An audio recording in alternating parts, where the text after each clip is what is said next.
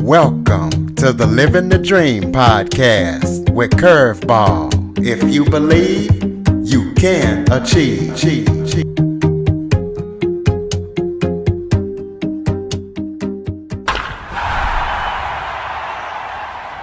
Welcome to the Living the Dream with Curveball podcast, a show where I interview guests that teach, motivate, and inspire. Today, I am joined by two special guests, David Wenzel and David Vando. David Wenzel is an actor and a producer, and David Vando is an executive producer. David Wenzel has been in shows like All My Children, Another World, and Evil Lives Here. So we're going to be talking to them today about the new project that they have coming up and the new film that's out right now. So, Double David, thank you guys for joining me today. Thank you. Well, why don't you guys just start off by giving everybody kind of a little bit of background about yourselves? Sure, I'll let David Vando start. Well, I've been in the theater all my life, been a writer, performer, singer. I've also produced and directed, and I've worked both here in the United States and in Europe on different projects. Mostly, though, I spent my adult life as a writer.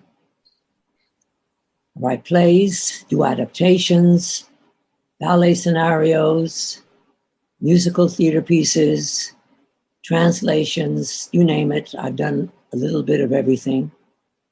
But it seems as if my entire life, without my knowing it, has been preparing me and focusing me to do this project, this film, which we call Hamlet / Horatio, which is a unique take on the Hamlet story as seen through the eyes of his confidant and close friend, Horatio. We'll talk about that more, but that tells you a little bit about me. David has a much more extensive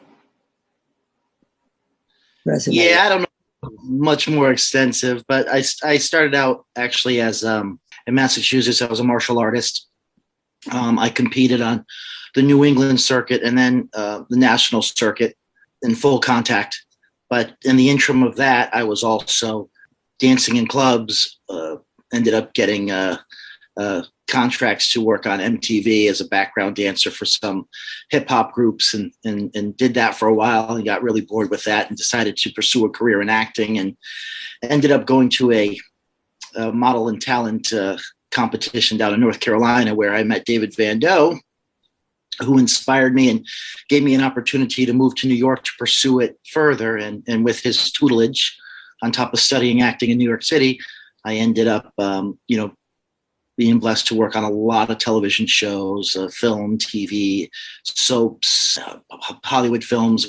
Did some films with Brad Pitt and Anthony Hopkins and some high-level names and then some not so high-level names. So it's been a accumulation of a lot in a short period of time. Well, what's your guys' favorite actors? You mentioned that you work with a lot of names. What's your guys' favorite actors that you have worked with? David's got a pretty impressive list too, by the way. But I would say personally for me as a young actor, and I had the opportunity to do stand-in work and light second unit photo double work for Brad Pitt. And I would say those years were pivotal to me, even though at the time my ego was like, I shouldn't be a stand-in for no one. They should be standing in for me. But he was a great guy and opened up, a lot for me in terms of educational wise and things that led to inevitably becoming a really good producer. So I would say at the top of the food chain would definitely be him. That's probably, those years were probably the most wonderful experience working with someone on that high level because he was nurturing, he was caring, and he was just honest, There are some that I could do without, but that's like anything in this world. Well, Mr. Vando, tell us about your favorite actor that you've worked with. Well, I would say one of my favorite actors I've known was Zero Mostel. He was an exceptionally gifted man, tremendous sense of humor and timing and intelligence, and also a painter as well. Remarkable man.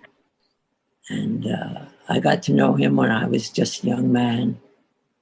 He influenced my life in many ways. His attitude towards the theater and his ethics towards the theater were a guiding light to me. Well, tell us about the new film that's out, and also, David, talk about your film that's going to be coming out, or your show that's going to be coming out in the fall on ABC. Oh, right. Well, that's actually a docudrama series produced by the team 2020. It's actually about a serial killer that murdered two of his wives. So it's called Wild Crimes. It's crimes that take place in, I guess, a wilderness setting, but I play Harold Henthorne, who's based on a real guy who was put away for those murders. And that, I don't have a date. I thought it was sometime the end of August, early September, but it will be prime time on ABC television network. But and all those little projects are great. I wouldn't call it a little project, but Hamlet Horatio has been an accumulation of over 20 years of a collaboration with David Vando and myself. It started in early genesis or early stages on the stage when I was working as an actor, and ended up doing subsequently 8 to 9 different performances off Broadway in New York City. And we were finding that we were having tremendous success. So we kept reworking the script and creating new interpretations that kind of were, we didn't know at the time, was the groundwork to getting us to a cinematic place with the film. We had felt like we had taken it to as far as we could in terms of a reachability on the stage, and it was time to put it somewhere for more volume of an audience to be able to kind of take in this interpretation, which is not the stereotypical RSC version of Hamlet. It has a lot of components in it, and David and I were very adamant about making it, fresh, new, and understandable for all audiences, whether you have a Shakespeare background or not, whether you've read Hamlet or not.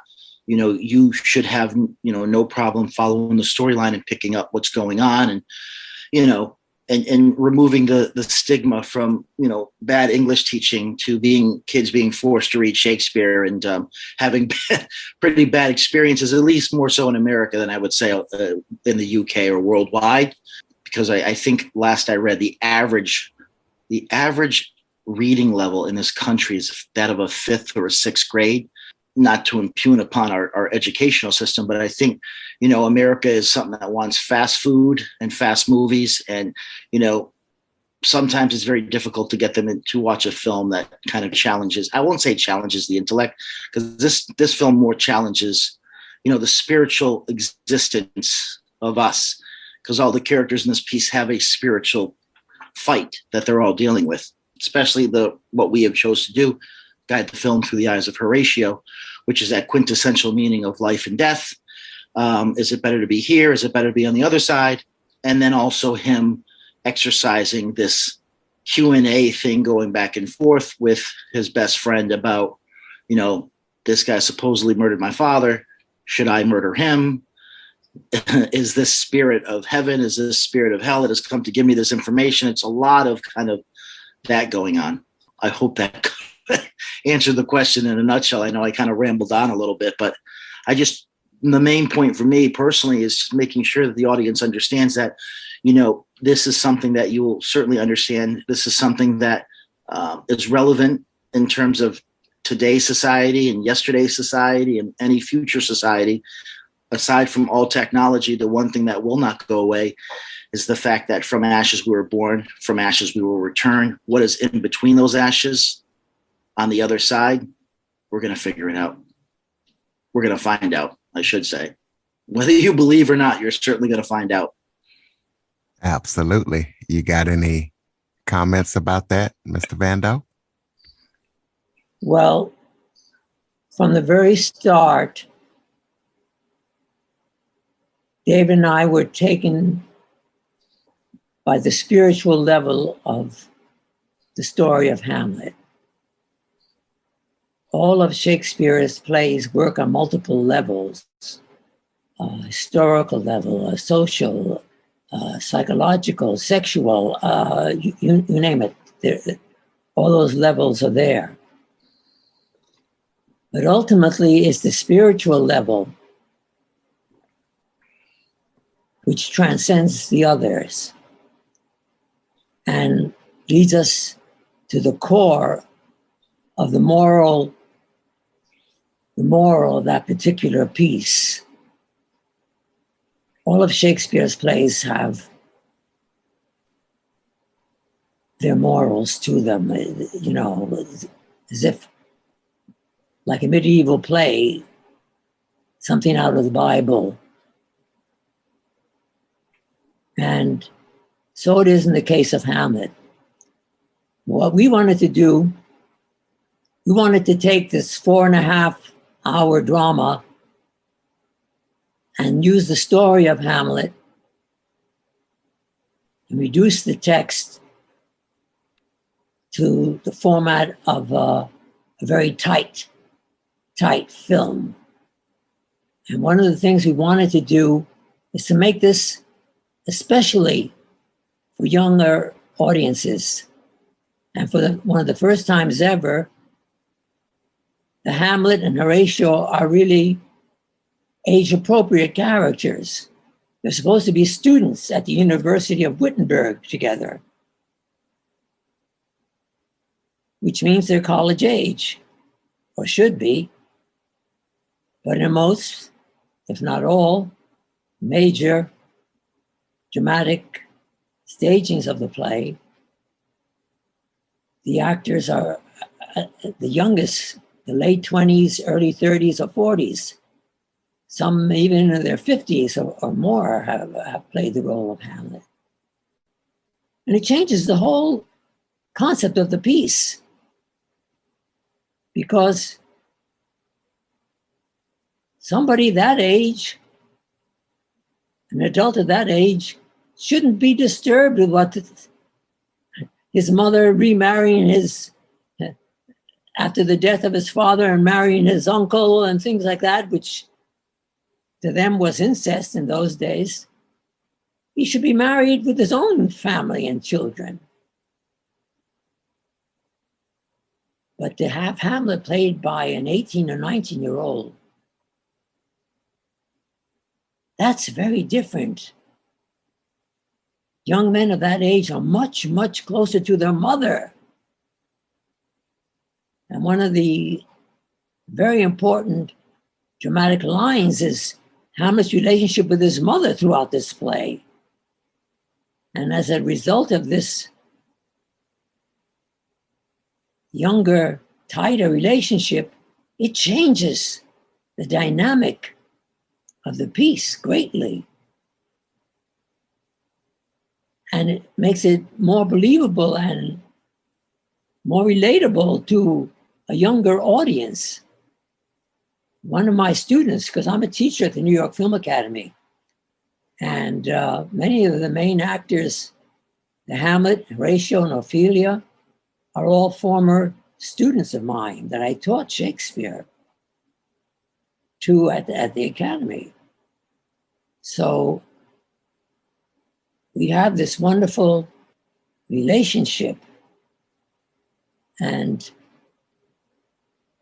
we wanted an audience to be able to relate, young audience be able to relate to these young actors. And one of my students who saw the film in the early stages told me how much he liked it. And he said, you know what? My grandmother loved it too. So it's just not for young people, obviously. But we made a special effort to draw in that audience so they can benefit from the richness of Shakespeare's language and storytelling. And as David Wenzel said, I've carefully edited, very carefully edited the text so that archaic Old English words have been replaced by words that are understandable today. And the film plays like any other play. You're not going to be asking yourself, what does that mean, as the film unfolds. So both David's spirit and my spirit were very moved by this level of the meaning of Shakespeare, and we put our hearts and souls into the making of this film. Well, David, I know you've worked on one of my favorite shows, Evil Lives Here. So tell us what you did in that show and what it was like working on that show. That's one of my favorite shows on Investigation Discovery. It was a really great show, really great crew and stuff. That episode, I believe, was a few years ago, and I played, I believe, the nephew of the murderer. So it was a couple of scenes that I had some compelling information to move the investigation onto, a new transition in terms of really locking in and getting their guy, so to speak. But I've done I've done like 18 different Discovery ID shows. I did, what was it? Who Killed Jane Doe, where I played a lead detective investigating a murder in the 50s. I did Extreme Forensics, where I've played several, CSI kind of analysis kind of tech guys and stuff like that, which are fun. They're great jobs. They're great gigs because Discovery does this great job with narrative and docudrama and bringing in actors to be able to kind of do a reenactment to, create that dramatic thrust. So that was fun, though. I think they said that's the top 3 of the Discovery shows in terms of popularity. Absolutely. What was your guys' favorite film that you worked on? And we talked about your favorite actors, but what about your favorite directors that you work with? For me, I remember, and I don't really think at the time I understood the presence that I was in, although I learned a lot. It was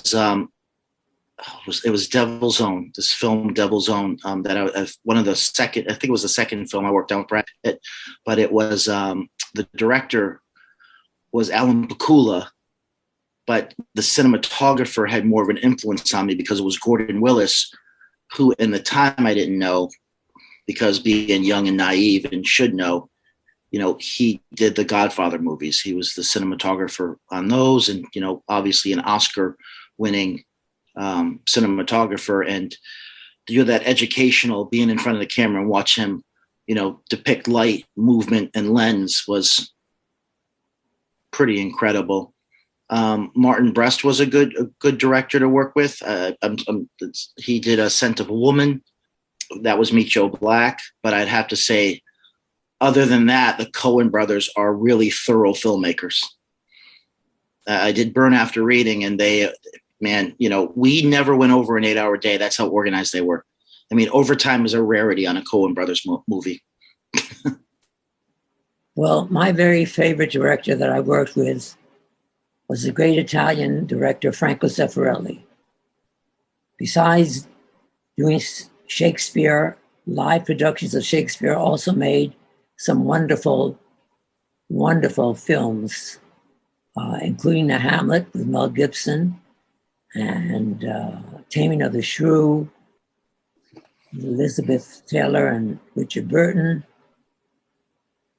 But my favorite of all his Shakespeare films was Romeo and Juliet, which is one of the most gorgeous films of any kind I've ever seen, and a wonderful, wonderful adaptation of the script using age-appropriate actors, I might add. Aha, where did I get that idea from for our Hamlet? Well, of course, I got it from Zeffirelli and his Romeo and Juliet. So I owe a debt of gratitude to Mr. Zeffirelli. He was a brilliant man, and I got to work with him at the Metropolitan Opera House. he did some stunning productions there that I was a part of. And I always learned so much by watching him. I tell my actors at school, listen and watch closely when I'm working with one of your fellow actors in class, because you can learn as much or more by observing as you sometimes can by doing. So sometimes it's very important for us as artists to keep our eyes open and our mouths shut and be good observers. Zeffirelli is in a class of his own. You guys want to talk about any more upcoming projects that people need to know about that you have coming up? I think for us right now, most importantly, is being able to have these interviews to discuss our film here, because we're just in the early stages of the film. And, as an independent film goes, it's, very difficult when you're fighting a Hollywood machine that has millions and millions of dollars of marketing. So having the opportunity to be on a show, Curtis, with you, gives us an opportunity to reach out to your viewers and encourage them to, take a shot and rent the film and see it. It's certainly not an expensive night. It's a $5 night on Amazon, and I know for a fact you'll be highly entertained, and you might even be moved and inspired.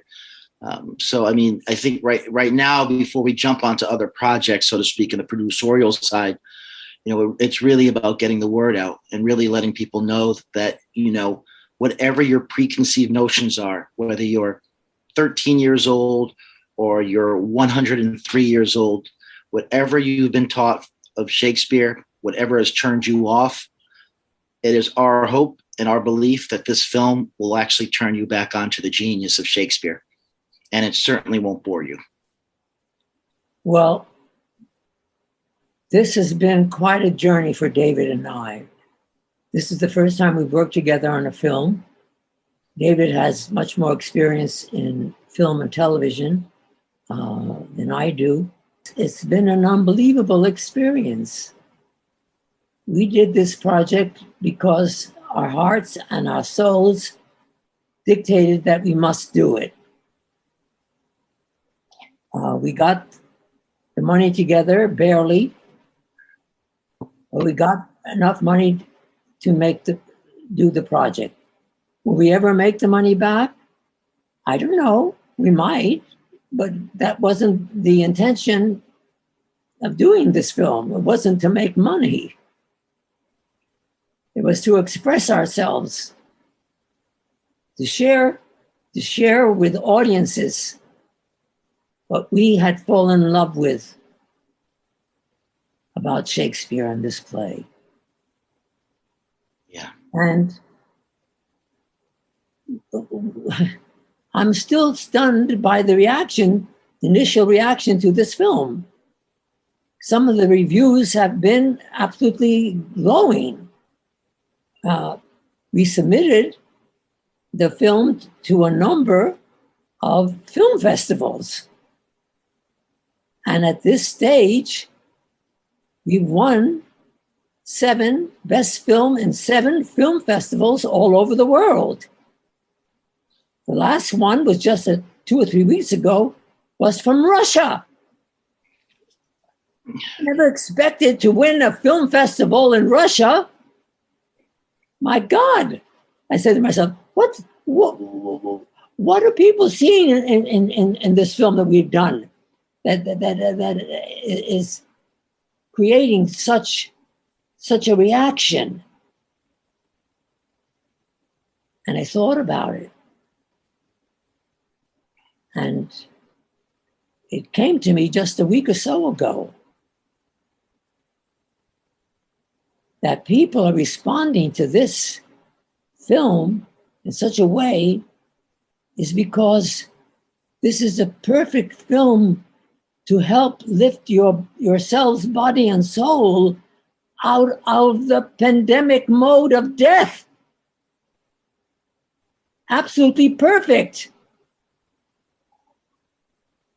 Now, Shakespeare, throughout his career, was affected by the plague, the Black Plague, hitting London every 2 or 3 years.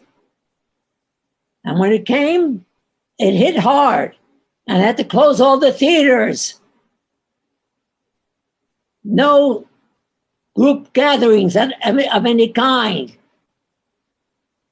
And one year, the plague hit so badly that 30% of the population of London died. Mm-hmm. That would have been the equivalent of 2.5 million people dying in New York a year and a half ago. Imagine that. So Shakespeare wrote on the influence of that shadow of death. And he obviously had that in mind in writing plays like Hamlet to show how we as humans, our souls can transcend death. Yep. And that's the main message of this film. And we had no conscious choice in doing this because of the pandemic. The pandemic hit us very badly too, but we were fortunate that our film was already finished. So that during the pandemic, we worked on the post-production of the film. And we could do that virtually. I still haven't met the composer. The composers, we still haven't met. But spiritually, emotionally, psychologically, we're very close, even though we've never met. And the score is gorgeous. The editing and the music alone are worth any film buff's viewing of this project. It's so stark and well done. Yeah. And the actors under the direction of Paul Warner are absolutely brilliant. Absolutely brilliant. People leave the theater saying, for the first time ever, I finally understand Hamlet. Mm-hmm. Now I understand Hamlet. Well, that's what we tried to do, to make a wide audience really understand Hamlet, not get lost in the verbiage or a lesson in school, but get lost in the beauty of the story and a very beautifully filmed film. Yep. Well, I'd like to thank you guys for joining me and remind all of my listeners to please be sure to follow, rate, review, watch the films, and definitely share this episode after listening. Android listeners, go to the Google Play Store and download the Living the Dream with Curveball podcast app. In closing, can you guys give us some contact information, websites? How do we keep up with you guys on social media and all that? Yeah. So the film, you can definitely comment and keep up with us. You can get the film on Amazon Prime Video. And just leave a comment. And you can leave a comment as well. And all you do is just put Hamlet /Horatio or Hamlet Horatio director Paul Warner or any of our names. It should pop up. It's also on iTunes. It's on Apple TV. It's on Google Play as well. And it's on YouTube pay-per-view. It's also currently on DirecTV. It will be launching on Vudu September 1st. And Saturday, August 21st at 8:30 p.m., it's the Chain Theater in Midtown Manhattan. If you just go to the Chain Theater, you can actually purchase a ticket and watch it live on the big screen. It's in the Chain Theater Film Festival as well. So there's plenty of platforms, and we certainly definitely need your support. For myself, you can follow me through David Wenzel, www.davidwenzelactor.com. And the film website is hamlethoratio.com, and all the updates are there as well. So again, thank you so much, Curtis, for the opportunity to reach out to your audience. It was a blessing to be with you, and I can't thank you enough for this opportunity for us to share our life work with your audience. Amen. Mr. Vando, would you like to give us some contact information? My only social contact is through Facebook, and I send out global periodic updates on the progress of this film, Hamlet, Horatio, and I will be doing the same with any future products I work on. Which is just David Vando. Literally, you can't miss it. You'll see him, his little Shakespeare look in his photograph, and it'll pop up New York, Hamlet, Horatio, and everything. Well, David Wenzel and David Vando, thank you guys so much for joining me today. Thank you so much, Curtis. For more information on the Living the Dream podcast, visit www.djcurveball.com. Until next time, stay focused on living the dream.